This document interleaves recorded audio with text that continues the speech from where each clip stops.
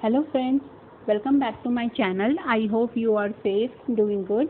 So friends, till now we learn about the basic concepts of human resource management. Today we are going to cover another topic of HRM, that is HRM models. So what are HRM models? Models are defining features of HRM. They provide framework for studying HRM. अगर आपको human resource management पढ़ना है, उनकी characteristics को जानना है और साथ ही साथ उसके प्रॉपर एनालिसिस करना है, तो ह्यूमन रिसोर्स मैनेजमेंट मॉडल्स जो है वो काफ़ी हेल्पफुल होते हैं. वो आपको एक फ्रेमवर्क प्रोवाइड करते हैं HRM को स्टडी करने के लिए. और साथ ही इसके साथ आपको HRM प्रैक्टिसेस जो हैं उनकी वैलिडिटी को चेक करने के लिए, किस हद तक वो सही है, किस हद तक वो हेल्पफुल है ऑर्गेनाइजेशन के ऑब्जेक्टिव्स को अचीव करने के लिए. तो ये जो चीज़ें हैं हम लोग HRM मॉडल्स के थ्रू पढ़ते हैं. और जो हमारे HR प्रैक्टिसेस हैं उनके बीच में डिफरेंस जो है बताने के लिए, डिफरेंस दिखाने के लिए भी HRM मॉडल्स का काफ़ी बड़ा रोल है. ठीक है. फिर इससे हमें ये भी पता चलता है HRM मॉडल्स के थ्रू कि क्या क्या की प्रैक्टिसेस हैं जो अभी HRM फील्ड में यूज़ हो रही हैं. और they provide characteristics of HRM that establishes variables and relationship is to be research. और साथ ही साथ इसके थ्रू हमें HRM के कैरेक्टरिस्टिक्स जानने को मिलते हैं. और जो हमारे वेरिएबल्स है, कंटीजेंसी फैक्टर्स है, उनको कंसीडर करके उनके बीच में रिलेशनशिप इस्टेब्लिश करके हम लोग क्या करते हैं, हम लोग अपना रिसर्च वर्क कैरी आउट करते हैं. बिकॉज अगर आपको रिसर्च करना है तो आपको फैक्टर्स चाहिए, आपको पता होना चाहिए कि कौन सा इंडिपेंडेंट वेरिएबल है, कौन सा डिपेंडेंट वेरिएबल. ये सारी चीज़ें आपको इकट्ठा करनी होगी. और ये सब चीज़ें आप कैसे इकट्ठा करोगे, आप किसकी हेल्प लोगे, HRM मॉडल्स की. राइट. फिर अभी हम लोग बात करते हैं HRM मॉडल्स की, उसके कितने टाइप्स होते हैं, कितने पार्ट्स में वो हैं. लेकिन उससे पहले आपको कुछ बेसिक कंसेप्ट जो है वो समझने पड़ेंगे. जैसे कि आपकी जॉन स्टोरी थे. जॉन स्टोरी ने क्या किया था, उन्होंने HRM को 2 पार्ट में डिवाइड कर दिया था, जिसमें आपका हार्ड HRM आता है और सॉफ्ट HRM आता है. अगर आपको FW टेलर का अप्रोच याद हो तो आपको याद होगा कि उन्होंने जो फोकस किया था वो मोटिवेशनल फैक्टर्स उनके हिसाब से क्या थे, मॉनेटरी रिवॉर्ड्स. और लेकिन उन्होंने जो ह्यूमन बीइंग के जो खुद की उनकी नीड्स होती हैं, उनकी जो ज़रूरतें होती हैं, उन पे जो है फोकस नहीं किया, उनकी इंडिविजुअल नीड्स पे फोकस नहीं किया. तो यही चीज़ आपका हार्ड HRM में आता है. उसमें हम लोग क्या करते हैं, वो ह्यूमैनिस्टिक ग्राउंड पे जो है वो फेल हो गया था. वो ह्यूमैनिस्टिक अप्रोच को लैक कर रहा था. उसका जो फोकस था वो फिनेंशियल फैक्टर्स पे ज़्यादा था. ये आपके हार्ड HRM में आता है, जिसमें कि आपको जो आपके जो एम्प्लॉयज़ थे उनको बाकी इनपुट्स की तरह ही समझा जाता था. यानी कि जो आपके लेबर आपके लैंड यूज़ हो रहा है, मनी यूज़ हो रही है, तो बाकी इंफ्रास्ट्रक्चर्स जो भी यूज़ हो रहे हैं, तो ये जो सारी चीज़ें ना उन्हीं की तरह लेबर्स को भी समझा जाता था कि वो भी एक इनपुट है. जबकि जब सॉफ्ट HRM का कंसेप्ट आया तो सॉफ्ट HRM में क्या था कि वो ह्यूमैनिस्टिक अप्रोच उसने रखा था, ह्यूमैनिस्टिक ग्राउंड पे जो है वो पास हो गया. अब उसमें क्या था कि उनको इसमें एम्प्लॉयज़ को समझा जाता था कि वो सोर्स है कॉम्पिटिटिव एडवांटेज का, वो हमारे लिए एसेट है. अगर हम लोग एम्प्लॉयज़ को सेटिस्फाइड रखते हैं, उनको हम लोग खुश रखते हैं, उनकी बेसिक ऑब्जेक्टिव्स को हम लोग भी हेल्प करते हैं उनको पूरा करने के लिए, तो अल्टीमेटली क्या होगा कि जो एम्प्लॉय है उसका मोरल बूस्टअप होगा, उसका मोटिवेशन बढ़ेगा और उससे उसकी प्रोडक्टिविटी बढ़ेगी. और वो उसके अलावा वो हमारी ऑर्गेनाइजेशन के लिए एक लॉयल्टी जो है वो दिखाएंगे. ठीक है. तो ये आपका बेसिक सारी चीज़ें थी HRM मॉडल्स की. और फिर ये जो आपका हार्ड HRM और सॉफ्ट HRM हमने पढ़ा, तो ये जो आपके मॉडल्स हैं ना, ये उसी पे ही बने हुए हैं. जैसे अगर हम लोग हार्वर्ड मॉडल की बात करते हैं तो इसमें ह्यूमैनिटी ग्राउंड था, तो वो आपका एक सॉफ्ट मॉडल है. तो ये आपके कई सारे मॉडल्स बने, लेकिन आपको जो एग्जाम पॉइंट ऑफ व्यू से पढ़ना वो ये 4 मॉडल्स हैं, the Fombrun model, Harvard model, the guest model and the Warwick model. और इसके अलावा जो मॉडल्स हैं वो मैं आगे आपकी क्लासेस एक दूंगी, बिकॉज जो हमारे MBA के स्टूडेंट्स हैं जो ये क्लासेस करते हैं, जिनको भी उनको ज़रूरत है, तो उनके लिए वो काफ़ी काम के आएंगे. एग्जाम पॉइंट ऑफ व्यू से आपको सिर्फ नेसेसरी चीज़ें पढ़नी है, बिकॉज अगर आप बहुत ज़्यादा डीप में जाओगे तो आप कंफ्यूज हो जाओगे, एग्जाम में आपको प्रॉब्लम होगी. ठीक है. तो चलिए जो मॉडल्स है उसको स्टार्ट करते हैं. तो हमारा सबसे पहले आता है फोमब्रन मॉडल. तो फोमब्रन मॉडल किसने दिया था, टीची एंड देवना ने. उन्होंने ये मॉडल दिया था 1984 में. ठीक है. आपको ये याद होना चाहिए कि 1984 में टीची एंड देवना ने फोमब्रन मॉडल दिया था. फोमब्रन मॉडल का जो फोकस था वो 4 फंक्शंस पे था. पहला सिलेक्शन पे, अप्रेजल पे, डेवलपमेंट पे एंड रिवॉर्ड्स पे। अगर आप ये देखोगे फिगर में तो आपको समझ में आएगा कि एम्प्लॉयज़ को सेलेक्ट करके उनको डेवलप करते थे, उनको अप्रेजल उनका करते थे और रिवॉर्ड देते थे, और फाइनली जब ये हो जाता था तो उसके बदले हमें क्या मिलती थी, ऑर्गेनाइजेशनल इफेक्टिवनेस। ठीक है, ये जो अब मॉडल है ये बहुत सिंपल था, समझने के लिए काफ़ी अच्छा था, एक बेसिक फ्रेमवर्क उसने प्रोवाइड किया था HRM को समझने के लिए। लेकिन इसमें सबसे बड़ी प्रॉब्लम क्या थी कि इन लोगों ने जो है इन्वायरमेंटल फैक्टर्स को, वहाँ के कंटीजेंसी फैक्टर्स होते हैं उनको अवॉइड कर दिया, क्योंकि इन लोगों ने सिर्फ 4 फैक्टर्स को ही कंसीडर किया, जबकि हमारा HRM में काफ़ी सारे फैक्टर्स हैं जो इन्फ्लुएंस करते हैं। तो यही कारण था कि ये उतना सक्सेसफुल नहीं हो पाया। तो आपके इसीलिए दूसरे और भी मॉडल्स जो हैं वो इमर्ज हुए। तो बेसिकली अगर आपसे एग्जाम में इसका जो क्वेश्चन आ सकता है वो यही रहेगा कि किसने ये मॉडल दिया था, किस ईयर में दिया था, कौन से आपके इसमें जो फंक्शंस हैं जैसे कि selection, appraisal, development and reward, कौन से फंक्शन इसमें इंक्लूड होते हैं। ठीक है, या ये भी हो सकता है कि फेल होने का रीज़न क्या था, तो आपको पता होना चाहिए कि क्योंकि इसने इन्वायरमेंटल कंटीजेंसी फैक्टर्स को अवॉइड कर दिया था। ठीक है, तो ये आपका फोमब्रन मॉडल का पार्ट है। ठीक है, इसमें आपके 4-5 फैक्टर्स के बीच में, आपके ये 4 फैक्टर्स के बीच में जो है वो आपको जो ये बीच में रिलेशन है ये इसमें दिखाया गया। अब नेक्स्ट आते हैं हार्वर्ड मॉडल पे। तो हार्वर्ड मॉडल किसने दिया था, ये रिचर्ड वाल्टन ने दिया 1985 में। ये नाम भी आपको याद होना चाहिए और ईयर भी, कि रिचर्ड वाल्टन 1985 में उन्होंने दिया। इसमें आपके 6 कंपोनेंट पे फोकस किया गया, जिसमें स्टेक होल्डर्स, इंटरेस्ट और situational factors, HRM policy choices, HR outcomes and long term consequences जो है इसमें देखे गए। तो इनके बीच में क्या रिलेशन है, ये चीज़ें जो है वो एस्टैब्लिश की गई, और ये किसने किया, रिचर्ड वाल्टन ने 1985 में। तो उसमें स्टेक होल्डर कौन होते हैं, स्टेक होल्डर वो लोग होते हैं जो हमारी ऑर्गेनाइजेशन से डायरेक्टली और इनडायरेक्टली जुड़े हुए होते हैं, जिसमें आपके share holders, management, employ, government, community, unions, मतलब आपके ऑर्गेनाइजेशन में जो अंदर जो लोग हैं वो सब भी, और जो बाहर लोग हैं जो आपके ऑर्गेनाइजेशन का पार्ट है, जैसे कि आपकी कस्टमर्स, आपकी जो कम्युनिटी है, यूनियंस है, ये सारे लोग भी आपके स्टेक होल्डर है। इनका जो इंटरेस्ट है ये इस पर कौन इफेक्ट डालता है, जो सिचुएशन फैक्टर्स होती है। तो सिचुएशन फैक्टर्स में क्या क्या आपका हो गया, कैरेक्टरिस्टिक्स क्या है आपके बिजनेस का, बिजनेस स्ट्रैटेजी क्या है, मैनेजमेंट की कंडीशन क्या है, लेबर मार्केट की फिलॉसफी क्या है, उसके अलावा यूनियन टास्क, टेक्नोलॉजी क्या है, लॉज क्या है, सोशल वैल्यूज़ क्या है। तो ये जो सिचुएशन फैक्टर्स है ये स्टेक होल्डर इंटरेस्ट पे असर डालते हैं, और ये दोनों मिलकर करते हैं, ये दोनों असर डालते हैं आपके HRM पॉलिसी चॉइसेस को इन्फ्लुएंस करते हैं। जो HRM आपके जो पॉलिसी चॉइसेस थी, जिसमें आपके employ influence, human resource flow, reward system और वर्क सिस्टम, तो इनसे जुड़े हुए जो पॉलिसीज़ है उन पे असर डालते हैं। तो इसमें आपका एक टर्म है ह्यूमन रिसोर्स फ्लो। तो ह्यूमन रिसोर्स फ्लो क्या होता है, बेसिकली ह्यूमन रिसोर्स फ्लो में क्या करते हैं कि इसमें कैलकुलेशन होती है कि कितने आपके ऑर्गेनाइजेशन में लोग आ रहे हैं रिक्रूटमेंट के थ्रू, सिलेक्शन के थ्रू, जिसको हम लोग इनफ्लो कहते हैं। फिर आपके ऑर्गेनाइजेशन में ही कितनी मूवमेंट हो रही है, जिसमें कि आपके प्रमोशन, डिमोशन, ट्रांसफर, ये सारी चीज़ें होती हैं, और कितने लोग आपके ऑर्गेनाइजेशन से बाहर जा रहे हैं, जिसको हम लोग आउटफ्लो बोलते हैं।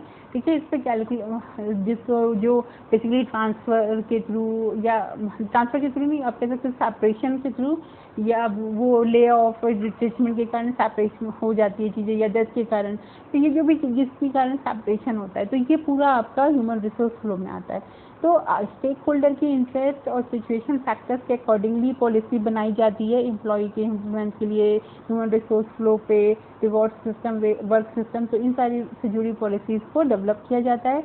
फिर ये सब मिलके किसको डिफाइन करते हैं, HR आउटकम्स को, जिसमें कि कितनी कमिटमेंट आपको मिल रही है, कितनी कॉम्पिटेंसी जनरेट हो रही है, कॉन्ग्रुएंसी क्या है, और कॉस्ट इफेक्टिवनेस सबको क्या मिल रही है। तो आप देख रहे हो ना कि कैसे ये जो फैक्टर्स है वो एक दूसरे पे पैसे डाल रहे हैं, और इनके थ्रू आपको लॉन्ग टर्म कंसिक्वेंसेस मिलते हैं। लॉन्ग टर्म कंसिक्वेंसेस में आपकी 3 चीज़ों पे फोकस किया जाता है, इंडिविजुअल, ऑर्गेनाइजेशन, सोसाइटी। तो इस इंडिविजुअल वेलबींग क्या है, आपका जो HR आपके यहाँ काम कर रहा है, जो मेन रिसोर्स है आपका, उनकी खुद की क्या ग्रोथ है, साथ ही साथ ऑर्गेनाइजेशनल इफेक्टिवनेस आपको क्या मिलती है, मतलब ऑर्गेनाइजेशन का क्या इस समय पोजीशन है, किस पोजीशन पे वो आ रहा है, और सोसाइटी की क्या ग्रोथ है। तो ये जो तीनों चीज़ें हैं ये आपको लॉन्ग टर्म कंसिक्वेंसेस में मिलती है। ठीक है। तो ये आपका हार्वर्ड मॉडल था जो कि रिचर्ड वॉल्टन 1985 में दिया था, और उन्होंने 6 फैक्टर्स पर फोकस किया था, जिसमें stake holder interest, situation factors, HRM policy choices, HR outcomes and long term consequences की बात हुई थी कि इन सब के बीच में एक रिलेशनशिप को स्टैब्लिश किया गया था। अब हम लोग तीसरे मॉडल पे आते हैं। तो तीसरा मॉडल जो है हम लोगों का किसने दिया था, ये the guest model, David guest ने, ये 1997 में उन्होंने दिया था, और it emphasizes on the assumption that HR manager has specific strategies to begin with। अभी इसमें किसका assumption क्या था, किस assumption पे बेस था कि जो HR मैनेजर है उसके पास स्पेसिफिक स्ट्रैटेजीज होती हैं चीज़ों को स्टार्ट करने के लिए, विच डिमांड सर्टेन प्रैक्टिसेस, ठीक है, और उसको क्या चाहिए होता है, कुछ प्रैक्टिसेस करनी है, मतलब स्ट्रैटेजी को अगर फॉलो करना है तो कुछ प्रैक्टिसेस करनी होंगी, जिसमें हायरिंग, ट्रेनिंग, कॉम्पनसेशन, रिलेशन, आप देख सकते हो फिगर में ये सारी प्रैक्टिसेस फॉलो की जा रही है, उसके पास स्ट्रैटेजीज हैं, वो ये प्रैक्टिसेस फॉलो कर रहा है, on then executed will result in outcomes इसमें मिल रहे हैं। एचआर आउटकम्स में आपका कमिटमेंट मिल रहा है, क्वालिटी मिल रही है, फ्लेक्सिबिलिटी मिल रही है, ठीक है ना, या कोई ह्यूमन रिसोर्स से चीज़ मिल रहा है। बिहेवियरल में क्या आउटकम्स मिल रहे हैं, उनका मोटिवेशन बढ़ जाता है, कॉपरेशन बढ़ जाता है, ऑर्गेनाइजेशनल सिटीजनशिप बढ़ जा रही है, वो आपके ऑर्गेनाइजेशन के साथ लंबे समय तक जुड़े रह रहे हैं, ठीक है। फिर परफॉर्मेंस से जुड़ा हुआ आउटकम क्या मिलता है, पॉजिटिव प्रोडक्टिविटी होती है, इनोवेशन क्वालिटी होती है, निगेटिव लो प्रोडक्टिविटी होती है, यानी प्रोडक्टिविटी लो हो ऐसा कम हो जाता है, एब्सेंटेज में कम हो जाता है, टर्नओवर कम हो जाता है, ठीक है ना। और साथ ही लेकिन अगर इसका उल्टा असर हो तो क्या होगा, एब्सेंटेज बढ़ जाएगा, टर्नओवर जो है वो भी बढ़ जाएगा, ठीक है। तो परफॉर्मेंस आउटकम्स में आपकी ये सारी चीज़ें आती है। तो आप देख रहे हो यहाँ पे क्या है कि मैनेजर के पास स्ट्रैटेजी है, इसलिए उसने कुछ प्रैक्टिसेस की, जिसमें उसने हायरिंग, ट्रेनिंग, कॉम्पनसेशन और जो है रिलेशंस को देखा, उसके बदले में हम लोगों को आउटकम्स मिला। ये आउटकम आपका जो एचआर से जुड़ा हुआ है, जिसमें कमिटमेंट, क्वालिटी और फ्लेक्सिबिलिटी मिलती है। इसके अलावा बिहेवियरल आउटकम्स जुड़े हुए, जिसमें मोटिवेशन, कॉपरेशन, ऑर्गेनाइजेशन, सिटीजनशिप मिलती है, और परफॉर्मेंस आउटकम्स भी मिलते हैं, जिसमें positive productivity, innovation quality, negative लो प्रोडक्टिविटी और एब्सेंटेज में टर्नओवर का जो है आपका परफॉर्मेंस आउटकम्स हो सकता है, ठीक है। फिनेंशियल आउटकम्स भी होगा, जिसमें कि आपको प्रॉफिट मिलेगा और रेट ऑफ इंटरेस्ट आपका बढ़ जाएगा। तो ये जो सारी चीज़ें हैं ना, ठीक है, आप देखो कि स्ट्रैटेजी के थ्रू कुछ प्रैक्टिसेस को यूज़ करके, ठीक है, स्ट्रैटेजीज मैंने ये डेविड गेस्ट क्या माने कि मैनेजर के पास पहले से ही कुछ स्ट्रैटेजीज होती हैं स्टार्ट करने के लिए, और फिर वो उसके लिए कुछ एचआरएम प्रैक्टिसेस करता है, और उसके बदले में हम लोगों को जो है आउटकम्स मिलते हैं। ये आउटकम्स आपके HR outcomes, behavioural outcomes, positive performance outcomes और फिनेंशियल आउटकम्स हैं, ठीक है। तो अगर आप ध्यान से इससे देखोगे ना तो वो खुद ये चीज़ें भी समझ में आएंगी। जैसे अगर हम मोटिवेशन की बात करते हैं तो वो बिहेवियर से जुड़ा हुआ होता है, जाहिर सी बात है बिहेवियरल आउटकम होगा। इसी तरह रेट ऑफ इंटरेस्ट है तो फाइनेंस से जुड़ा होता है, तो फाइनेंशियल आउटकम होगा, ठीक है ना। प्रोडक्टिविटी है तो परफॉर्मेंस से जुड़ी होती है तो परफॉर्मेंस आउटकम होगी, ठीक है। तो ये जो सिंपल सा आपको मॉडल बहुत सिंपल है, अगर आप इसको ध्यान से पढ़ोगे तो आपको आराम से समझ में आएगा। स्ट्रैटेजीज हैं, प्रैक्टिसेस अपनाई, प्रैक्टिसेस के बदले में हम लोग को 4 तरीके के आउटकम्स मिले। तो ये दिया डेविड गेस्ट ने 1997 में द गेस्ट मॉडल में, ठीक है। अब ये लास्ट में आते हैं जो कि द वारविक मॉडल है। द वारविक मॉडल किसने दिया, ये Henry and Pettigrew university of Warwick में थे वो, उन्होंने ये मॉडल डेवलप किया था। इसमें आपके 5 एलिमेंट्स पर फोकस किया गया, जिसमें outer content, inner content, business strategy content, HRM context and HRM content, ठीक है, इस पर फोकस किया गया। और इसमें क्या था कि इसमें आपके इन्वायरमेंटल इन्फ्लुएंस को डिफाइन किया गया, ठीक है। अगर आप ये ऐसे देखते जाओ, पहले मॉडल में सिर्फ 4 फैक्टर कंसीडर हुए, अगले मॉडल में आपके 6 फैक्टर्स कंसीडर हुए, और उसके अगले मॉडल में आपके स्ट्रैटेजीज, प्रैक्टिसेस और आउटकम को कंसीडर किया गया। और इस मॉडल में आपके जो इन्वायरमेंटल फैक्टर्स थे, यानी कि जो पहले मॉडल में जो चीज़ मिसिंग थी वो ये सारी चीज़ें जो हैं वो कंसीडर की गई। तो इसमें आपके बिजनेस स्ट्रैटेजी कंटेक्स्ट, जिसमें product market strategy and tactics, फिर आउटर कंटेक्स्ट की बात करते हैं जो बाहर से आते हैं, जैसे कि socio economic, technical, political, legal, competitive, जिसको आप कंट्रोल नहीं कर सकते, ठीक है, आउटर कंटेक्स्ट हो गए। फिर इनर कंटेक्स्ट, जिनको आप कंट्रोल कर सकते हो, जैसे आप कल्चर को कंट्रोल कर सकते हो, अपने ऑर्गेनाइजेशन के स्ट्रक्चर को कंट्रोल कर सकते हो, पॉलिटिक्स और लीडरशिप को अपनी ऑर्गेनाइजेशन में, बाहर की बात नहीं कर रहे क्योंकि बाहर के पॉलिटिकल लीगल को आप नहीं कर सकते, लेकिन अपने ऑर्गेनाइजेशन में तो कर सकते हो ना। टास्क, टेक्नोलॉजी, बिजनेस आउटपुट, ये जो सारी चीज़ें हैं इनर कंटेक्स्ट को, ये आपकी आती हैं, ठीक है। आउटर कंटेक्स्ट आप सब इनर कंटेक्स्ट पर असर डाल रहा है, और यहाँ पे आपका जो है बिजनेस स्ट्रैटेजी जो कंटेक्स्ट है, जिसमें आपके ऑब्जेक्टिव क्या है, प्रोडक्ट मार्केट इस्टेब्लिश करना और स्ट्रैटेजी और टैक्टिक्स को यूज़ करना। फिर एचआरएम कंटेंट है, जिसमें आपके HR flow, work system, reward system और एम्प्लॉय रिलेशन आते हैं। और एचआरएम कंटेक्स्ट की बात करेंगे तो इसमें रोल डेफिनेशन, ऑर्गेनाइजेशन और एचआर आउटपुट आते हैं, ठीक है। तो ये जो है आपका, ये जो सारी चीज़ें, इनके बीच में आपको डेफिनेशन ही देखिए, सब आपस में जुड़े हुए हैं। इनके ऊपर बाहर से कौन असर डालता है, आउटर कंटेक्स्ट, यानी कि इन्वायरमेंटल इन्फ्लुएंस हो रहा है, जिसमें आपके socio economic, technical, political, legal और कॉम्पिटिटिव आ रहे हैं, ठीक है। आई होप आप लोगों को ये मॉडल थोड़ा समझ में आया होगा। अगर आपको कोई कंफ्यूजन है तो आप पूछ सकते हो मुझसे कमेंट सेक्शन में। आपको इसमें बेसिकली कुछ क्या याद रखने हैं, आप इसमें सबसे बेसिक कंसेप्ट याद रखोगे कि क्या क्या चीज़ें जो हैं फोकस की गई थी मॉडल में। तो पहला हार्ड एचआरएम और सॉफ्ट एचआरएम, जिसको जॉन स्टोरी ने दिया था, आपको ये चीज़ याद रखनी है। दूसरी चीज़ फोमब्रन मॉडल, जिसको टीची एंड देवना ने दिया था 1984 में। सिर्फ 4 फंक्शन इसमें इंक्लूड हुए थे, selection, appraisal, development and rewards, ठीक है। कंटीजेंस, इसमें क्या प्रॉब्लम थी, कंटीजेंसी फैक्टर्स को, इन्वायरमेंटल कंटीजेंसी फैक्टर्स को क्या किया गया, इसको अवॉइड कर दिया गया। फिर हार्वर्ड मॉडल आया, जो कि रिचर्ड वॉल्टन 1985 में जिन्होंने दिया, और उन्होंने क्या किया, उसमें सिर्फ 6 जो है वो फैक्टर्स को उन्होंने उसको उसमें इंक्लूड किया, ठीक है, जिसमें कि stake holders, interest, situation factors, HRM policy choices, HR outcomes and long term consequences जो है उनको डिफाइन किया उनके बीच में रिलेशन को, ठीक है, रिचर्ड वॉल्टन 1985 में। गेस्ट मॉडल डेविड गेस्ट 1997 में दिया। उन्होंने माना कि एचआर के पास कुछ स्ट्रैटेजीज होती है जिसके लिए कुछ प्रैक्टिसेस करता है, जिसमें हायरिंग, ट्रेनिंग, कंपनसेशन रिलेशन आता है।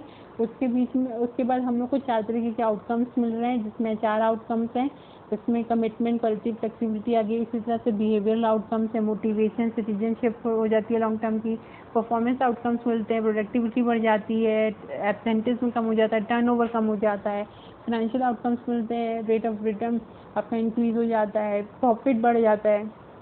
तो ये चीज़ें माना, ठीक है। फिर आपका जो लास्ट पार्ट है, द वॉर्विक मॉडल, ये दिया हेनरी एंड पेटिग्रू ने, जो कि यूनिवर्सिटी ऑफ वॉर्विक में थे। उन्होंने 5 चीज़ों को कंसिडर किया, जिसमें outer content, inner content, business strategy content और एचआरएम कंटेंट और एचआरएम कंटेंट, ये 5 जो है उन्होंने यूज़ किया।